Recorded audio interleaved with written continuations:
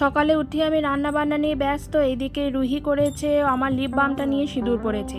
ছোট্টবেলায় সবারই বোধহয় মা সাজতে খুব ইচ্ছা করে, এই ব্যাপারটা কিন্তু আমাদের ছোটোবেলাতেও আমরা করেছি। বড় গামছা দিয়ে মাথায় চুল বাঁধতাম। সকাল সকাল চান করে এখন ঠাকুরকে পুজো দিলাম। আজকে যেহেতু গণেশ চতুর্থী, তাই আমার ছোট্ট গণেশ সোনাকে একটু আলাদা করে লাড্ডু দিয়ে ফুল দিয়ে একটু পুজো করলাম। সবগুলোই আয়োজন করতে আর কি ভালো লাগে, নিজের মতো করে একটু পুজো করা আর কি।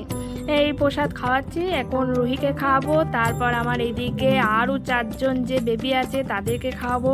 ওদের সবার হয়ে কিন্তু রুহি প্রতিদিন ঠাকুরকে নম করে। আমি যে বলি যে পুকু দিদিদের হয়ে নম করে দাও, ওরা যেহেতু নম করতে পারে না, তাই রুহি কিন্তু ওদের দিদি বোনদের নিয়ে মানে সবার হয়ে ঠাকুরের কাছে নম করে নেয়। কি চায় বা কি না চায় আমি জানি না, কারণ ছোট এখন চাওয়ার বয়স হয়নি, জাস্ট নম করে। আর বলেন না, কতদিন ধরে পড়ে আছে এই তালের কাঁচটা, তাই ভাবলাম আজকে একটু ফুলুরি করেই দিই। কি করব বলুন, কদিন ধরে এত শরীরটা খারাপ, এই ঘাড়ে যন্ত্রণা, পায়ে যন্ত্রণা তো আছেই, এখন আবার শুরু হয়েছে এই 7-8 দিন ধরে ঘাড়ে যন্ত্রণা। কি বিরক্তিকর।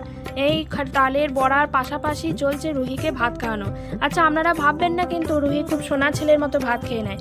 আজকের এই ভাত খাওয়ানোর কারণটা হচ্ছে, মানে কপ করে গাছটা ভরে নেওয়ার কারণ হচ্ছে এই যে আমি বলেছিলাম যে ভাতটা তাড়াতাড়ি খেয়ে নিলে আমি কার্টুন দেবো, এই জন্য মুখে কোনো রকমে ভরে ছুটছে কখন মা কার্টুন দেবে।